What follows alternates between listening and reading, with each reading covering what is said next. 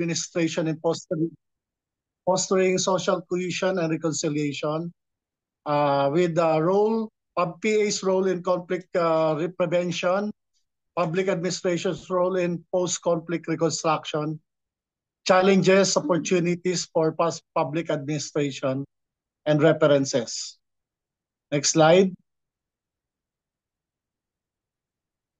Did you know that the Philippines, with our local conflicts, we have at least 9 main conflicts with threat groups, starting with the secessionist Muslim, with the Black Shirts, the Moro National Liberation Front, the MILF, and presently the Jamia Islamiyah. And with the communist terrorist groups, with the Hukbalahap, the PKP or Partido Komunista ng Pilipinas, the breakaway CPLA or Cordillera People's Liberation Army, and last is the CPP, NPA, NDF. So these are the different threat groups that had the problem or the peace and security of our country in the past few 50 years. Next slide, ma'am.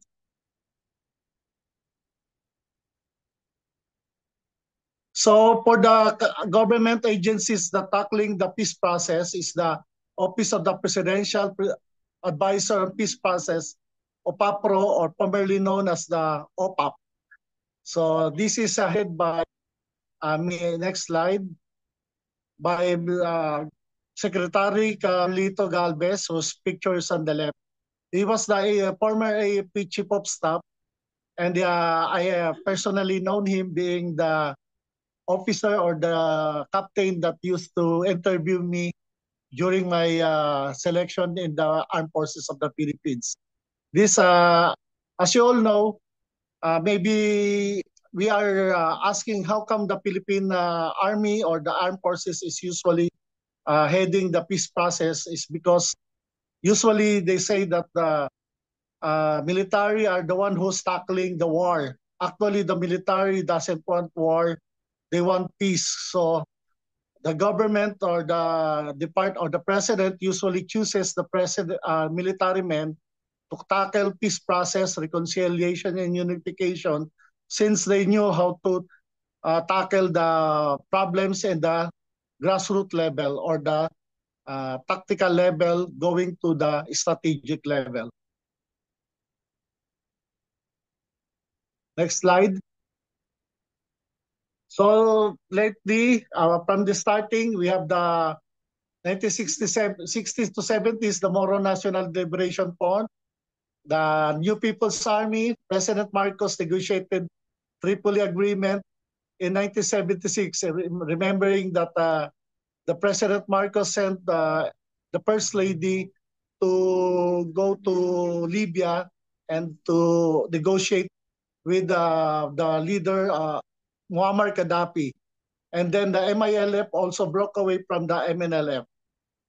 President Corazon Aquino came into power in 1986 and started peace talks with the MNLF, MILF, the CPP, NPA, NDF, and the CPLA. So with the peace talks with the CPLA, led the Budong or a peace pact that they established for the Cordillera Autonomous or Administrative Region.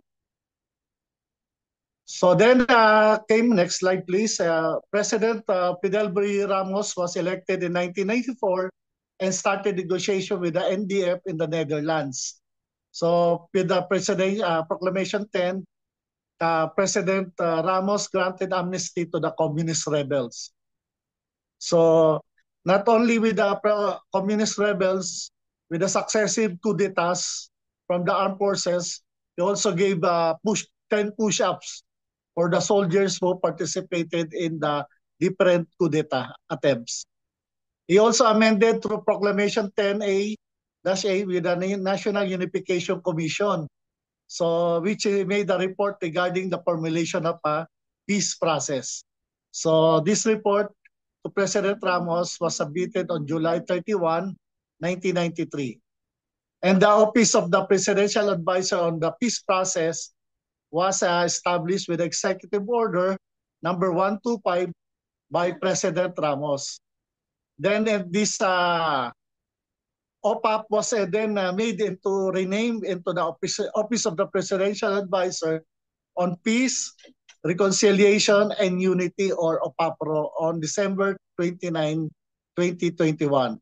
So as we can see, from the peace process, they put additional words that on the peace process is reconciliation and unity or unification. So this is a very good inclusive approach by the government that would make a better reconciliation and unity that makes the whole process complete.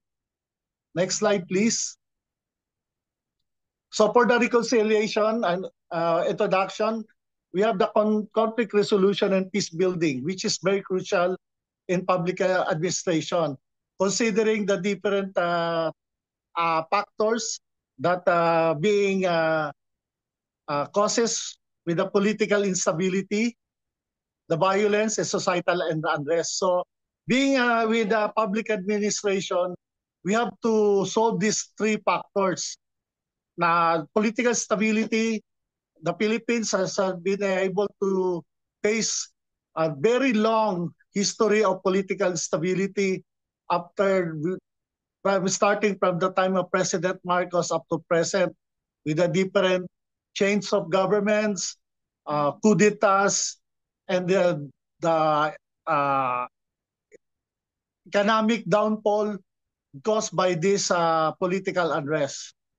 Violence and different things, also cases by drugs, and problem with different private armed groups and leadership, and being different societies, political adventurism by the military, and also unrest. Unrest, especially when we have different inequalities in our society, unrest comes in. Like what happens in Mindanao, that was not during the Marcos attained or have partially solved. But now, with the different peace talks with the Moro National Liberation Fronts and the MILF, I, being also an officer, was assigned in Mindanao 2 times. I saw the different, the big change that the conflict and peace building happened in the country. Being, imagine fighting the Moro National Liberation. Then I came and become the friends with the MILF. Then we're fighting the MILF. Then later on, this MILF become our friends. So this is a big, good sign that the country has made a big leap in conflict resolution and peace building. Next slide. Advanced strategies for conflict analysis, negotiation, and peace building. So the first phase, conflict analysis, is understanding the conflict dynamics. So we have to know, identify the root cause. So we should name or study what's the causes of the problem, and how this problem could be solved with other stakeholders or subject matter experts that knows the deep causes of the problem, and deep escalation patterns. For example, is the one in Mindanao. So the root causes might be on the land disputes or RIDO or family conflicts.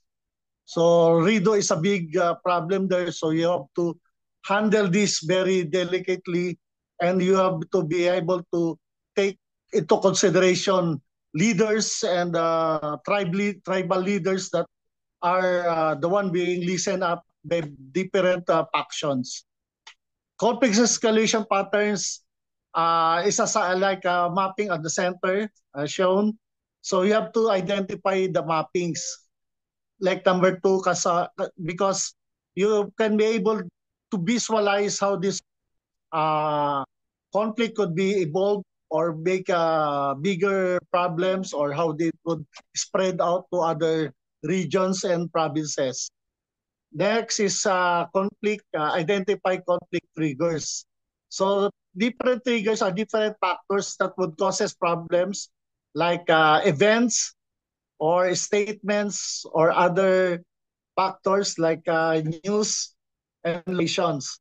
So we have to take these matters because they could escalate into a bigger problem and makes this is more hard to handle or complicated. Next slide, please. So for the negotiation strategies, the same like with the strategic and at tactical levels, principal negotiation focusing on interest. So interest ang focus dito, hindi yung position. So using objective criteria. So here ang interest more on the general interest. What we mean is the interest of the country, what is the interest of the nation, what is the good for the everybody. So we should not consider the interest of a person or political of a leader of a certain personality, but what is for the everybody. Next is interest-based relation approach, building relationships, understanding interests, and finding mutually beneficial solutions. So what's on this interest-based relation is more on the win-win solution. So we have to identify solutions that is mutually accepted to both sides. Not one side, but both beneficial in the long run. For example, a scenario, a problem should be first consulted on both sides. So if it's acceptable on both sides, then it could be a good course of action. Then number 3 is mediation and arbitration. So using third party facilitation to resolve the disputes. For example, me as a United Nations peacekeeper in East Timor, so naging part kami ng mediation and arbitration. We are being used by the United Nations to be a part of the go-between the Indonesian government or Indonesian army and against the Timor-Leste led rebels, or what we call that, the country that is having independence in East Timor. So we were sent there to mediate and to be in between. So very difficult ito. This is a very hard on our side, but we were able to convince both sides. So being a mediation and arbitration, you should be acceptable to both parties. So if you're not a good mediator or a good arbiter, so they could be able to start a war or conflict. So it is hard to solve this problem. Just like in Mindanao, we use the Malaysian peacekeepers to mediate in between Philippine government and the one in the rebel secessionists in Mindanao. Next slide, please.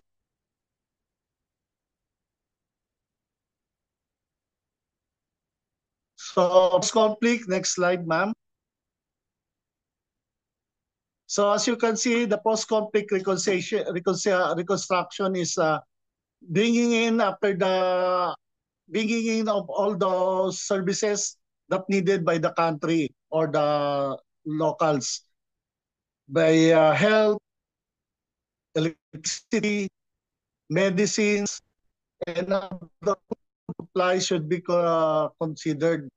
So here, the government in collaboration with other countries and other civil societies and government agencies services are being sent so that we alleviate from the suffering the locals who are being affected by these conflicts. Most of these are affected by are the children and the women because of their gender and their age, tender age. They should be alleviated from the sufferings.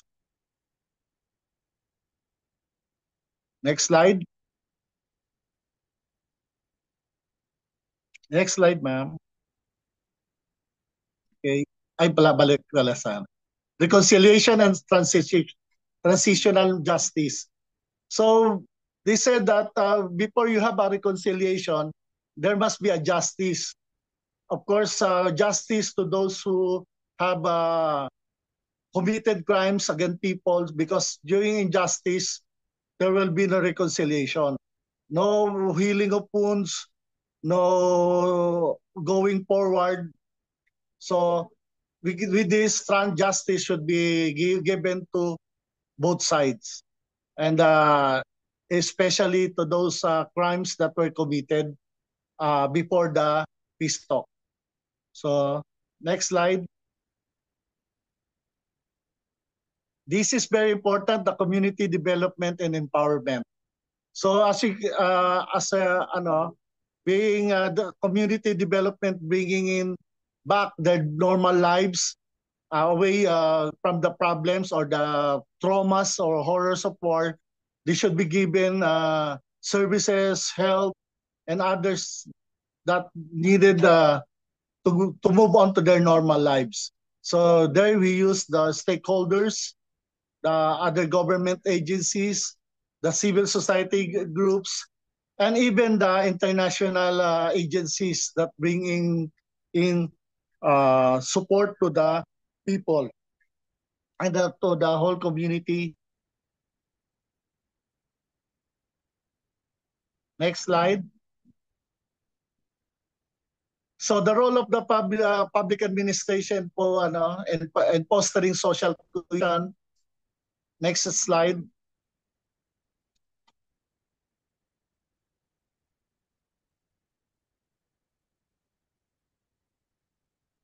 Wala. So one is inclusive. So here in policy making, inclusive, encourage participation and representation of different parties. So all parties involved and are given a chance to be part of the policy making. So being responsive to different or diverse groups. Number two is public service delivery. So we have to provide equitable access, essential services such as healthcare, education, and sanitation. So here, healthcare, different government agencies like the DOH, DepEd, and DSWD are part of the whole of government approach in solving, giving the basic necessities to the public. Community engagement, fostering dialogues, trust, and collaboration between citizen, government, and civil society. Of course, very important on this side is community engagement, is bringing in through the public information through our media. And here with the coming of social media, very important in bringing the normalization of all the engagement with the people. Next slide.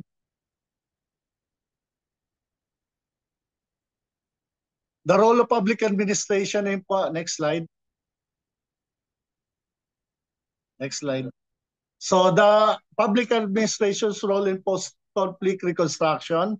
So number one, rebuilding institutional capacity, restoring, establishing effective, accountable, and transparent institutions. So here, institution should be built again to its former status. So we have to big accountability and transparency to all government institutions. Next slide.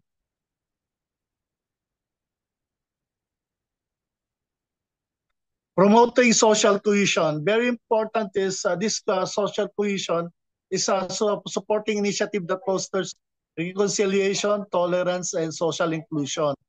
By having this social cohesion, we develop trust and confidence with all the people that in the community. So we have to trust each other and to bring on and to move forward so that we go on to the next phase, which is next slide, which is the economic development and recovery. Next slide, please.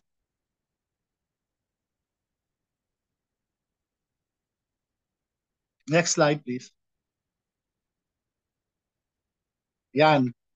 With economic development and recovery, so we encourage economic growth, job creation, and infrastructure development. So here, we go on with our normal life and focus with the job creation, where our economy will be developed. Next slide.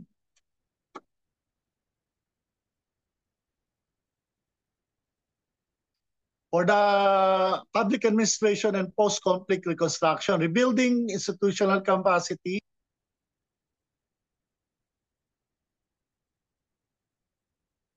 addressing power advance imbalance, recognizing, addressing historical and systemic inequalities. Just like in Mindanao, as we all know, yung conflict sa Mindanao was being because of historical inequalities in land disputes between the Christian and the Moro settlers.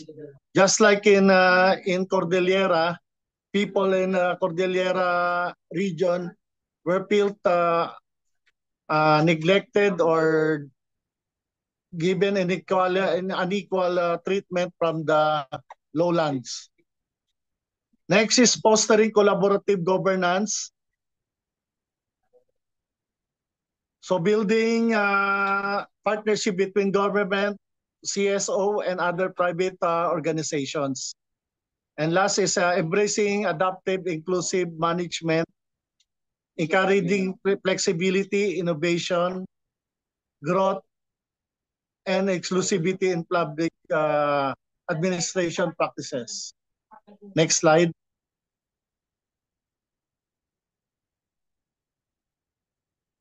So power imbalance. So power imbalance, recognize, acknowledge, and the power imbalances. Like this is as a challenge because like in Mindanao or and even compared into the Luzon, they're always they feel neglected or imbalanced in being a centralized government. So now it's being given more power, so they were more autonomous and given a bigger role in running their own government. So also focus on the interest, not on the position. As said, the interest of the general public must be in a priority, not the position. So next is the use of objectives, criteria, and standards. What are the criteria and standards? So we use standards and criteria that is very specific on a certain problems or scenario, not the criteria or standard which is not applicable to a certain problem. So next is seek a win-win solution. So that will be addressing power imbalances. Next slide, please. So building a collaborative governance framework. So here is an example of the 6 steps in collaborative governance framework, establishing objectives and roles. Communication, number 2, stakeholder participation. So even the armed forces recognizes stakeholder participation in decision making. The next is implementing evaluation mechanism. Including evaluation mechanism is also is having a feedback from other stakeholders.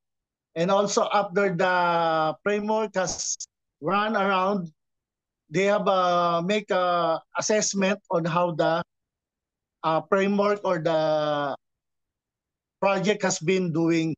Does it make its objective, or does it fail, or does have to make an improvements? like a culture of adaptability and innovations, like using technologies with using our different government agencies like DICT, and ensuring compliance and regulatory standards. So next slide, please. Challenges, opportunities also, embracing change, adaptability. So growth, foster inclusivity. So foster growth mindset, communities, the vision, recognize reward adaptability. So innovation, encourage learning and continuous lead with empathy. So on the right side, you all know, living with the inclusivity is very important. So all stakeholders part being next slide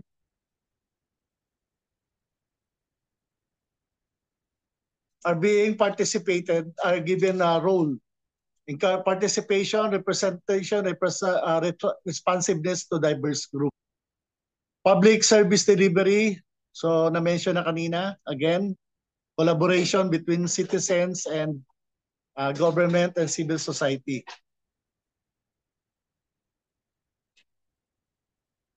So for the role in conflict prevention, what are the different roles in conflict prevention? Number one is inclusive policy making.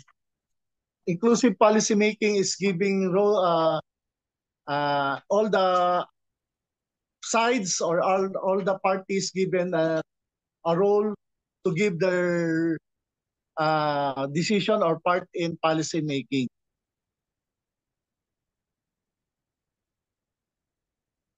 Next slide. Okay, yan. Ito yung mga picture. So, hindi na, ano. Next slide, public services. So, public services, ito, education, may health. So, improve service delivery, public convenience. Part ito ng public service delivery. So, almost even sa Mindanao, nag-start na yung public services improvement.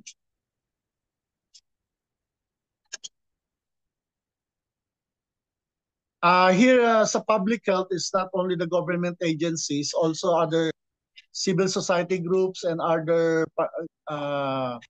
private organizations are teaming up with the government in bringing services to the public, like mga Eagles, mga organization like the Kiwanis, and so forth and so on. Next slide. So community engagement is the one best being being inclusivity and collaboration among different parts of the organization. So being sa part tayo na sa negotiation is bringing all sides, like what happened in East Timor, and also in sa South Africa after the apartheid. So nagkaroon sila ng peace negotiation even in Northern Islands where Northern Ireland where they have peace talk with the British government, and that paved way to the normalization in the UK and Northern Ireland. Next slide.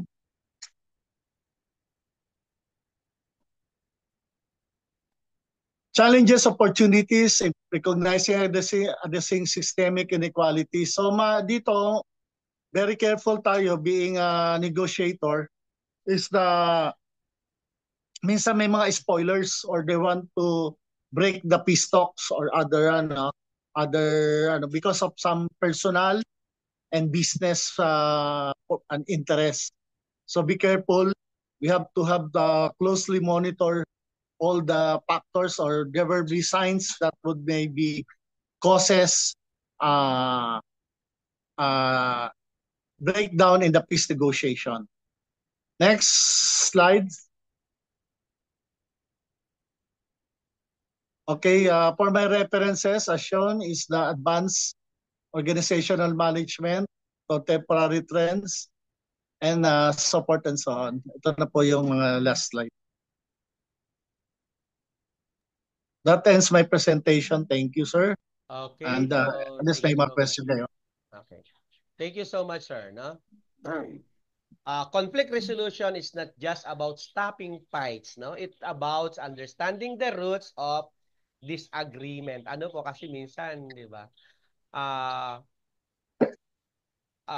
and syempre finding common grounds, no? In communities, no, conflicts often arise from misunderstanding, no, competition over resources or historical grievances, no. A classic example in the Philippine context is land disputes, no, between indigenous people and commercial developers. Conflict resolution in such cases mean engaging all parties through dialogue, listening to each side and working towards fair solutions and that respect both ancestral rights and developmental needs, no? Peace building, on the other hand, is long-term efforts, no, that goes beyond temporary solutions. It aims to create conditions where conflicts are less likely to arise in the first place, no? And this include building strong institution, promoting justice and ensuring equal access to opportunities. So, sabi nga ni Sir no kanina, no? In Mindanao, no, for instance, the Bangsamoro peace process was not just about ending armed conflict. It was about rebuilding trust, no? Devolving power to local leaders and providing education, infrastructure, and livelihood opportunities to previously neglected communities. Through peace, True peace building also involves healing, no? Rebuilding relationship broken by violence or trauma, no? In post-conflict areas, this might involve through truth-telling initiatives, no? Cultural reconciliation event, or counseling services. After decades of conflict, former combatants now may need help reintegrating, no, into society, and communities may need support to move past fear and resentment. No? Peace isn't just a signed agreement. It's something that must be nurtured in the hearts and minds of people. One powerful example of grassroots peace building is found in a school-based initiative that teach children about empathy, respect, and nonviolence. In places like Marawi, no, local educators and NGOs have developed peace education modules that help students understand diversity and learn to resolve dispute peacefully. No? When young people grow up equipped with emotional intelligence and conflict resolution skills, they become future leaders who can manage disagreements without resorting to violence. And take note, successful conflict resolution and peace building require inclusive participation. No, government, no, civil society, no, women, youth, and even former adversaries must all have a set at the table. In many peace negotiations worldwide, the inclusion of women has led to more sustainable and comprehensive agreements. In our own communities, no, barangay level councils and dialogue sessions can help mediate dispute before they escalate. Building peace is everyone's responsibility and it begins with choosing to listen, understand, and act with compassion. Okay? Meron pa ba? Presenter?